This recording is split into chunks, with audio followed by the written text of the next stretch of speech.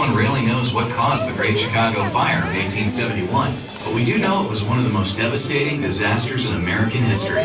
Faced with that scale of destruction, many cities would have simply folded, but not Chicago. Thanks to a new mayor and a hungry workforce, Chicago turned disaster into opportunity. Many architects made their mark, but one did more than design buildings. Daniel Burnham was commissioned to come up with a long-term plan for the entire city.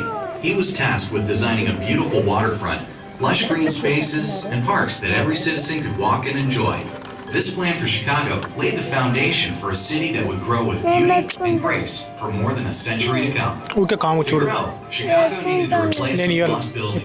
Before the Great Fire, most cities were built from wood. Chicago had learned its lesson. New building codes required steel skeletons and firewalls, and these new rules meant architects were in even higher demand. At first, the architects tried to dress up these steel skeletons in the ornate style of the day. Some saw the chance to create something truly new. And in 1938, this architect from Germany arrived in Chicago, ready to do just that.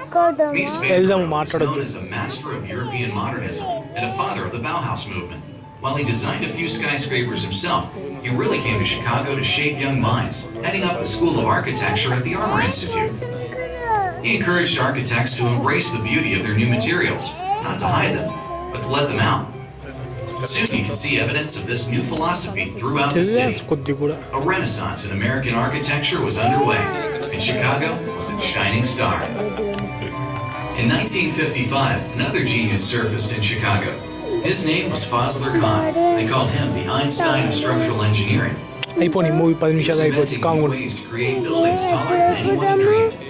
Khan took a job with prestigious buildings in Merrill and was soon partnered with Bruce Graham, one of Chicago's most respected architects. By the 60s, the team was designing buildings throughout the city, and thanks to structural innovations by Fazlur, some of them were actually starting to live up to the name skyscraper. But their best was yet to come. By the middle of the decade, change was sweeping America. New ways of thinking meant new tastes and styles. And if America wanted something, Sears, Roebuck & Company always seemed to have it, in 4 sizes and 3 colors.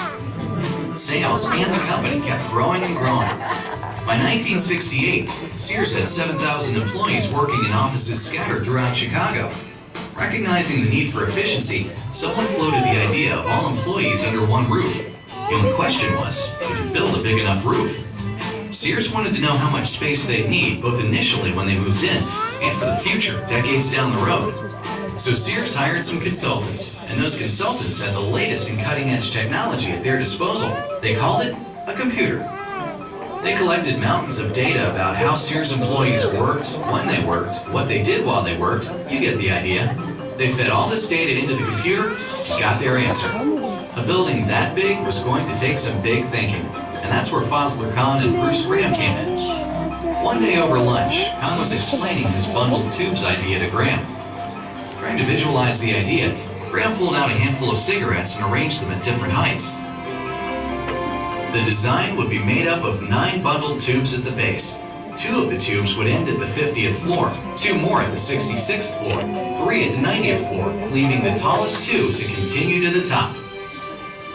While Sears wasn't trying to break any world records at first, they quickly decided to expand their plans and go for the record of world's tallest building.